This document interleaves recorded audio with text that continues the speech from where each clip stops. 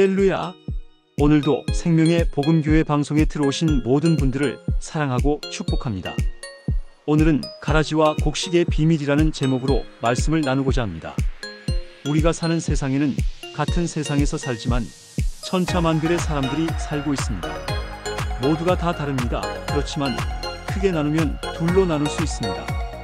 보이는 세계와 보이지 않는 세계를 나눌 수 있고, 예수님을 그리스도로 믿는 자와 믿지 않는 자로 나눌 수 있습니다.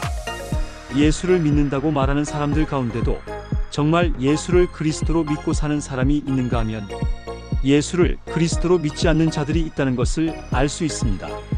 이들은 같은 교회에서 같은 목사님의 말씀을 듣고 같은 성경을 읽고 말씀을 지키며 사는 사람들입니다. 그런데 다르다는 것입니다. 무엇이 다르다는 것입니까?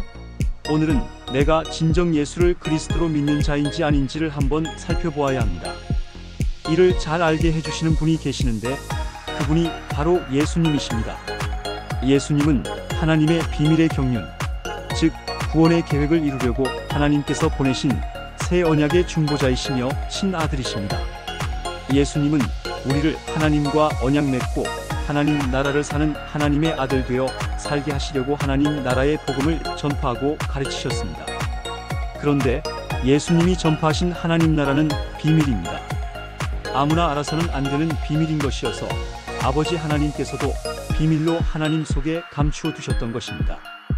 그 비밀을 아들 예수님을 새 언약의 중보자로 보내시면서 자기 사람들에게 전파하시고 가르치게 하셨습니다. 하나님의 보냄을 받은 예수님은 세상에 오셔서 하나님 나라의 비밀을 선포하시고 자기 사람들에게 가르치셨습니다. 그렇지만 그 하나님 나라는 비밀이기 때문에 다른 이들이 알지 못하도록 비유로 말씀하시고 가르치셨음을 알 수 있습니다. 그 예수님께서 하나님 나라의 비밀을 말씀하시는 가운데 곡식과 가라지 이야기가 있습니다. 이 말씀도 세상 임금이 알아서는 안 되기에 비유로 말씀하신 것입니다. 곡식과 가라지는 같은 밭에 심어져서 같은 농부의 손길로 양육받고 자라납니다. 그런데 곡식과 가라지는 비슷하지만 다릅니다. 무엇이 다릅니까?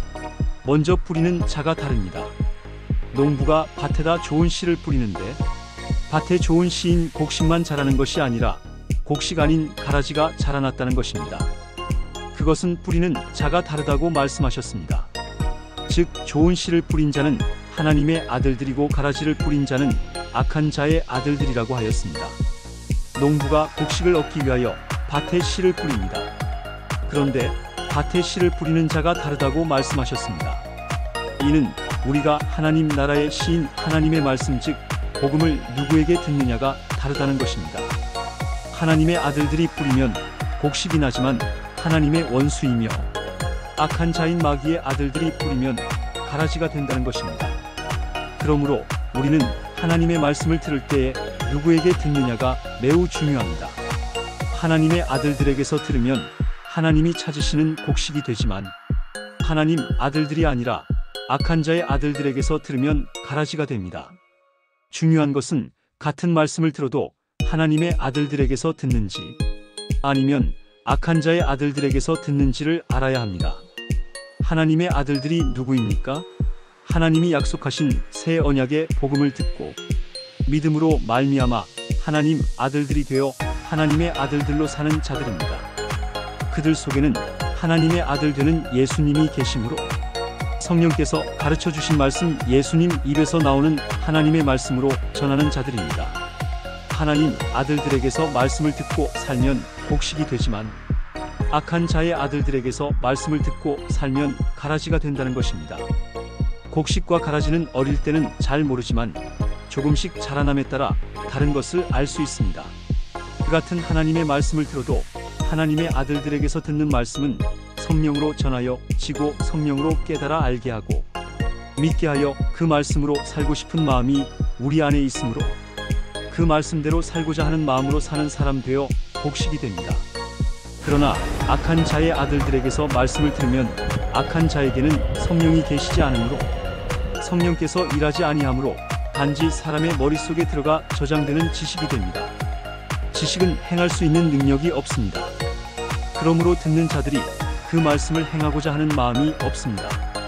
그래서 내가 들은 말씀으로 살려고 힘쓰고 애쓰게 되지만 아무리 힘쓰고 애써도 결국은 나도 모르게 말씀으로 살지 못하고 여전히 내가 하고 싶은 대로 살게 되어 가라지가 됩니다.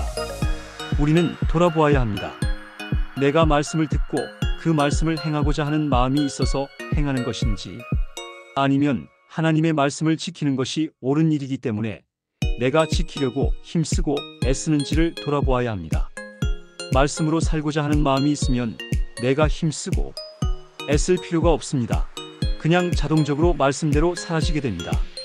오늘 우리는 하나님의 아들들에게서 나오는 하나님의 말씀을 성령으로 듣고 성령이 주시는 마음과 생각으로 살아버리는 하나님이 찾으시는 사람이 되어야 합니다. 그럴 때 아버지 하나님이 찾으시는 곡식이 되어 하나님이 예비한 하나님 나라에서 하나님과 더불어 영생의 복을 누리는 사람 됩니다. 이 복을 다 누리는 사람 되기를 원합니다. 감사합니다.